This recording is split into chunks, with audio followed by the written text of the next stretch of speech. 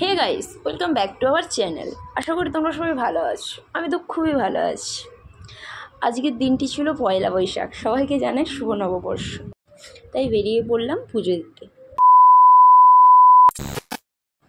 দেরি না করে সবাই রওনা দিলাম মন্দিরের দিকে।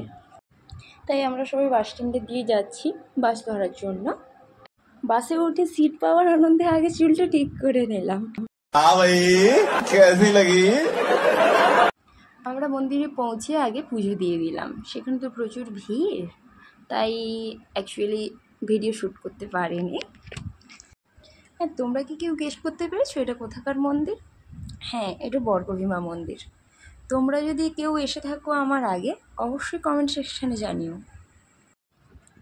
এটা হলো মন্দিরে পুজো দেওয়ার গেট।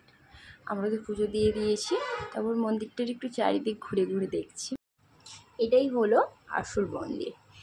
এই ঠিক বর্গভীমা মন্দিরের এই যে মিডিল পয়েন্টটা আছে, এখানেই ঠাকুর আছে। এখানে বর্গভীমা মন্দিরে দক্ষিণেশ্বরের কালী মন্দিরে কালী ঠাকুর আছে। আমরা সবাই বন্ধুবান্ধব মিলে একটু বসে বসে আড্ডা দিয়ে দিলাম। এখানে হলো ভোগশাল, মানে ঠাকুরের ভোগ তৈরি হয়। তো এইবার মন্দিরের পেছনের দিকে যাচ্ছি।